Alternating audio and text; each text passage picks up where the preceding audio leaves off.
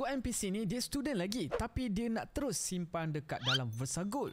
Sabar dulu, jom dengar nasihat Daus dulu. First kali terima kasih sebab daftar Versa guna link Daus, tapi sebagai student Daus faham yang mana duit ini sangat-sangat limited, duit tak ramai. Jadi untuk itu kena pastikan dulu, kalau bolehlah settle dulu emergency fund dan bolehlah letak dekat Versa Cash Eye sebab boleh withdraw dengan cepat lah, iaitu sekitar 1 hari bekerja, dan dia punya return pun stabil lah 3.5% per annum setahun, cuma dividen dapat hari-hari. And untuk itu kalau boleh target yang mudah saja dulu. Dah ada RM500 pun dah cukup dah dalam Versa Cash Eye ni. So kalau dah berjaya ada RM500, dah bolehlah tingkatkan lagi kepada 3 ke 6 bulan perbelanjaan harian still dalam Versa Cash Eye. Sebab apa? Sebab RM500 ni tak cukup untuk kecemasan seperti phone rosak ke, laptop kena repair ke. So apabila emergency fund dalam Versa Cash Eye ni dah ada lebih daripada RM500, 3 ke 6 bulan punya perbelanjaan harian, so memang dah tak perlu risau lah, memang tenang je hidup tu. Sebab apa? Sebab duit dah standby nak selamatkan korang. So untuk duit di Versa Gold ni pula, kalau nak simpan, make sure dia betul-betul extra dan tahu confirm takkan guna dalam masa 2-3 tahun. Tapi kalau ada rasa nak guna dalam masa 2-3 tahun, memang ada plan nak guna, so memang tak sesuai lah Versa Gold ni. Sebab boleh jadi harga emas turun dalam masa 2 tahun ni, and then tak ada emergency fund, and then nak terguna pula, so memang korang akan tersell waktu yang loss. Sebab itulah kan ada emergency fund supaya boleh elak lah tersell Versa Gold ni ketika waktu dia tengah rugi. And if nak guna juga ataupun dah terguna Versa Gold ni, cara Daus simple lah, di mana 70% kita akan letak ke dalam kita punya Versa Cash Eye, manakala 30% lagi ke dalam Versa Gold. And then stop kat situ, mana-mana duit extra lepas ni masukkan ke dalam Versa Cash Eye sampailah emergency fund dah cukup. So nanti bila dah grad and then income dah stabil, barulah boleh tambah lagi ke dalam Versa Gold ataupun emas. So pendek kata, settlekan dulu emergency fund, baru fikirlah nak melabur ke dalam emas.